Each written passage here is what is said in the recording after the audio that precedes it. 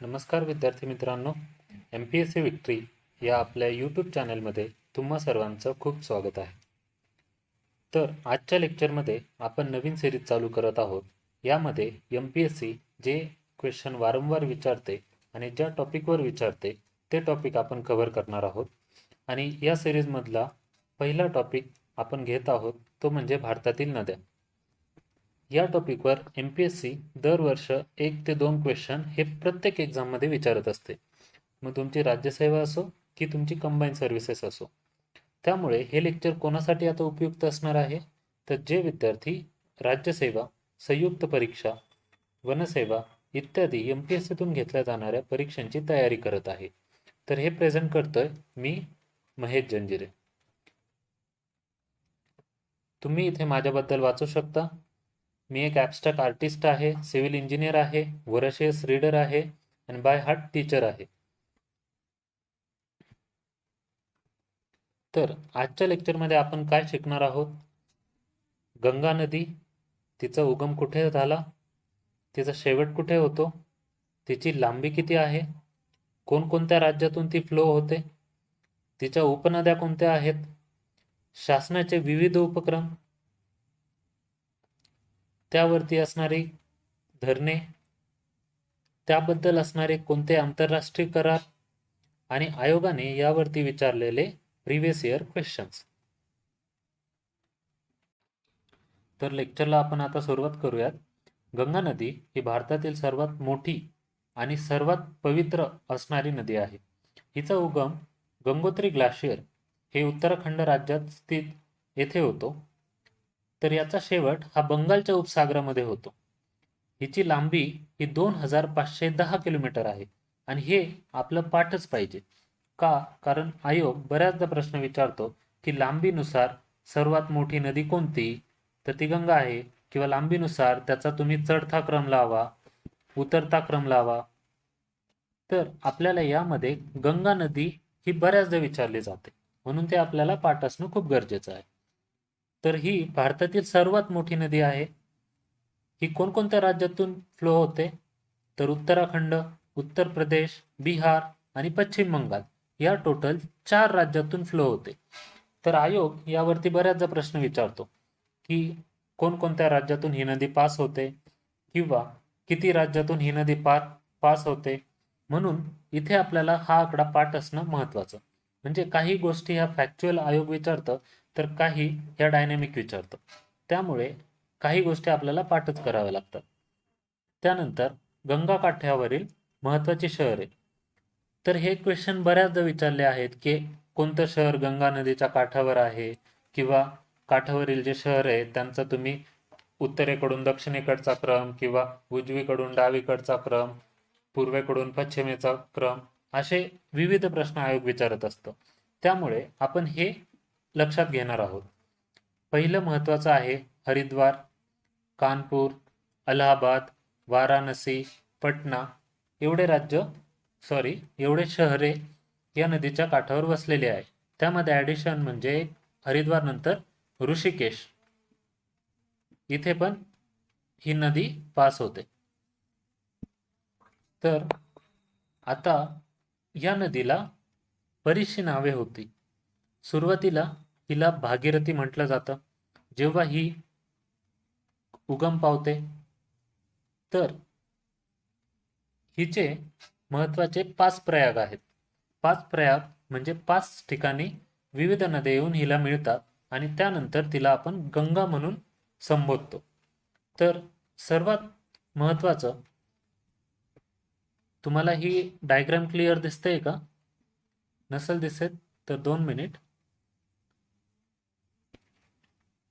तर आता आपण पाहू शकतो की बद्रीनाथ, केदारनाथ, गंगोत्री हे 3 ग्लेशियर आणि इथे एक यमुनोत्री आहे. 2 मिनिट. इथे हे यमुनोत्री ग्लेशियर आहे. तर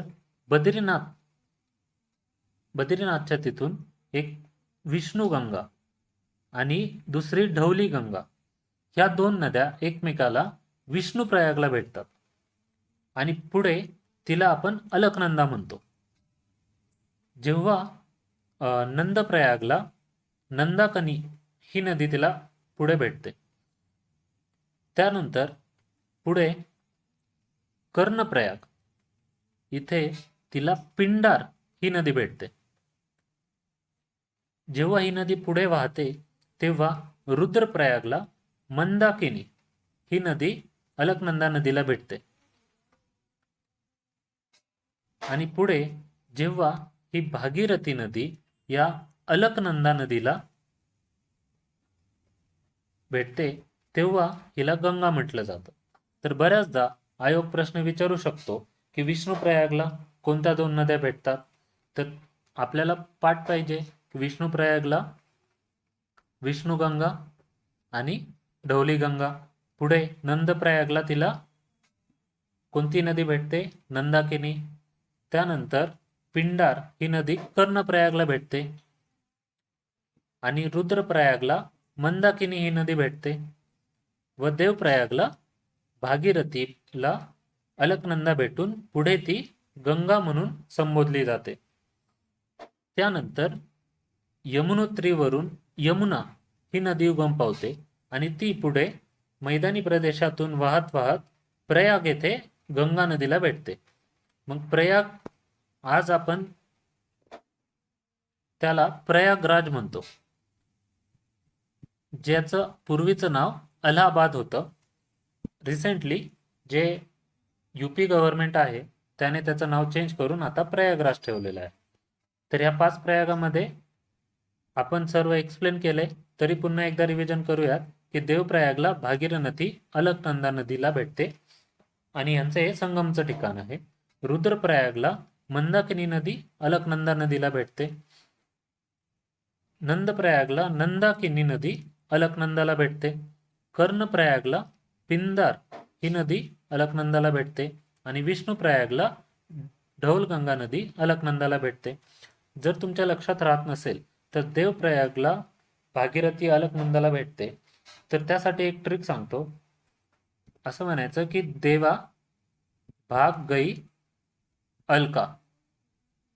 ओके, म्हणजे काय, देवप्रयागला भागीरथी ही अलकनंदाला भेटते. राहिलं लक्षात? चला पुढे. तर आता गंगा नदी ही ऋषिकेश येथे सखल मैदानी प्रदेशात प्रवेश करते. मी मगाशीच सांगितलं होतं की हरिद्वार नंतर ऋषिकेश हे पण शहर गंगा नदी किनारी वसलेलं आहे आणि ते एक महत्वाचं तीर्थक्षेत्रही आहे. गंगा नदीच्या मैदानी प्रदेशात 23% लोक राहतात. ही फॅक्ट आहे आणि ही आपल्याला पाठ असणं गरजेचं आहे. त्यानंतर ह्याच्या जर आपण उपनद्या पाहिल्या तर उजवीकडून हिला यमुना नदी भेटते, तापसा आणि सोन या 3 नद्या भेटतात.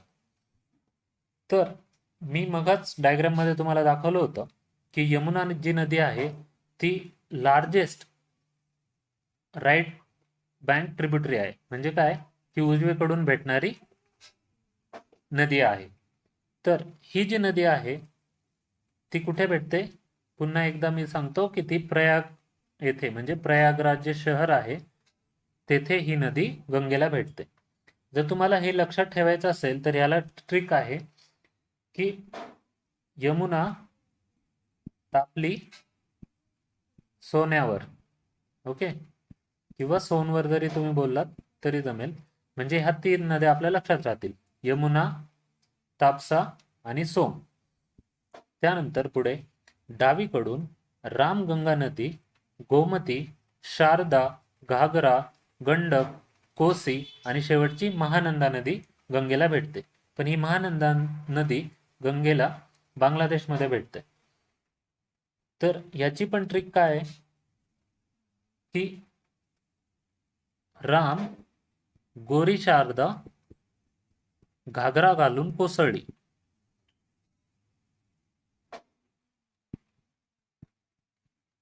राहिलं लक्षात? यावरून तुम्ही या क्रमवारे लक्षात ठेवू शकता, कारण बऱ्याचदा आयोग विचारतं की ह्या उत्तरेकडून दक्षिणेकडे नद्यांचा क्रम लावा.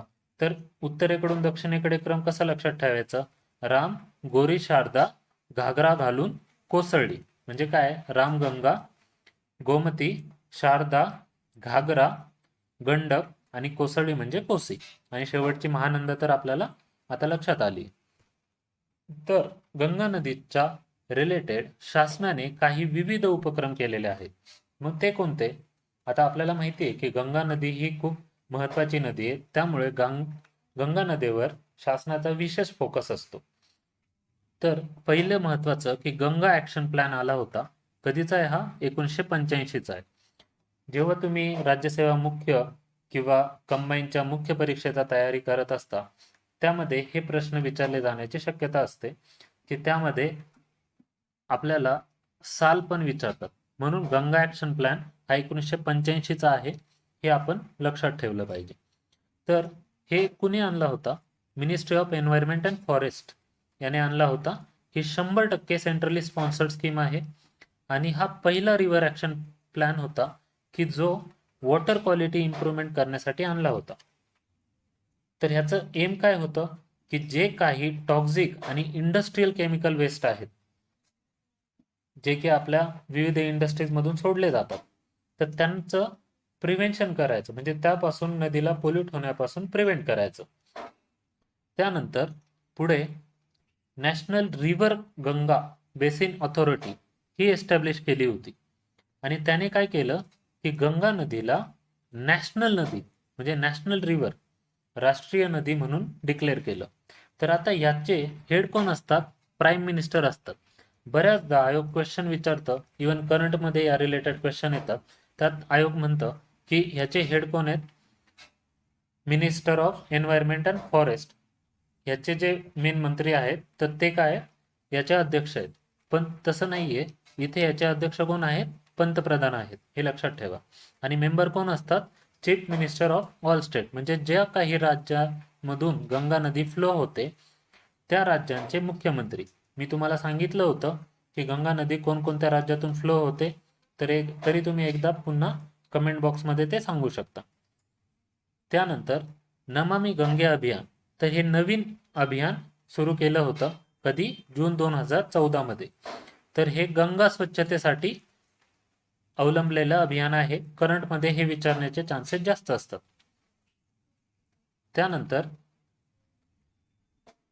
आंतरराष्ट्रीय करार. तर आता जर तुम्ही आंतरराष्ट्रीय करार पाहिला तर ह्यातला पहिला करार येतो मेकॉंग गंगा कोऑपरेशन. ओके.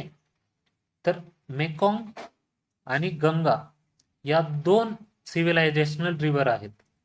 तर हा करार 2000 साली संपन्न झाला होता किंवा अंमलात आणला होता. पण यामध्ये गंगा आणि मेकॉंग यांचे फक्त नावच दिलेले आहे. ऍक्च्युली यांचं जे कार्य आहे ते रिव्हरशी रिलेटेड नाहीये. मग ते कशाचे रिलेटेड आहे ते आपण पाहूयात. की ह्याचं ओरिजिन हे 6 देशांनी केलेलं आहे. त्यात भारत आहे आणि 5 एशियनचे मेंबर्स आहेत. तर एशियन काय आहे हे तुम्ही मला कमेंट बॉक्समध्ये सांगा. तर ह्यातल्या कोणकोणत्या देश आहेत? पहिला कंबोडिया, लाओस, म्यानमार, थायलंड आणि व्हिएतनाम. म्हणजे 1+5 = 6 असे टोटल 6 मेंबर्स आहेत. पण सगळ्यात महत्वाचं यामध्ये चायना नाही. जरीही मेकॉंग ही नदी चायनामधून वाहते तरी पण चायना यामध्ये नाही. यावर आपल्याला करंटमध्ये क्वेश्चन विचारू शकतात की मेकॉंग गंगा कोऑपरेशन मध्ये कोणकोणते मेंबर आहेत आणि त्यात एक ऑप्शन बहुतांश वेळा चायना दिलेला असतो, पण यामध्ये चायना नाहीये. मग याचं महत्वाचं उद्दिष्ट काय आहे की जे काही गंगेच्या तिथे राहणारे लोक आहेत किंवा ह्या नद्यांच्या प्रदेशात जे लोक राहतात ते त्यांच्यात क्लोज कॉन्टॅक्ट आणणे आणि त्यामधून जो टुरिझम आहे, कल्चर आहे किंवा तुमचं एज्युकेशन आहे, ट्रान्सपोर्ट आहे, कम्युनिकेशन, ह्या सर्व क्षेत्रांमध्ये वृद्धी करणे, हे या मेकॉंग गंगा कॉर्पोरेशनचं उद्दिष्ट आहे. तर आता गंगा नदीवर काही धरणे आहेत. ती कोणकोणती ते आपण पाहूया. पहिलं तेहरी धरण. तेहरी कुठे? तर हे भागीरथी नदीवरती आहे. तर आपण पाहिलं होतं भागीरथीचा जर उगम पाहिला तर तो कुठे होता? गंगोत्री ग्लॅशियरवर होता आणि पुढे तिला अलकनंदा भेटली आणि तिथून तिला आपण काय म्हणायला गेलो? गंगा म्हणायला लागलो. तर हे भारतातील सर्वात उंचीचे धरण आहे. कोणतं? तेहरी धरण. सर्वात उंचीचे धरण असणारं कोणतं आहे? तेहरी. आणि हे कुठे आहे? उत्तराखंडमध्ये. तर हे जे तेहरी डॅम आहे त्याच्याच पायथ्याशी एक आंदोलन चालू झालेलं होतं, त्याचं नाव होतं चिपको. तर हे आंदोलन आपल्याला आता का महत्वाचं, की ह्याचे जे प्रणेते होते त्यांचं नाव काय? सुंदरलाल बहुगुणा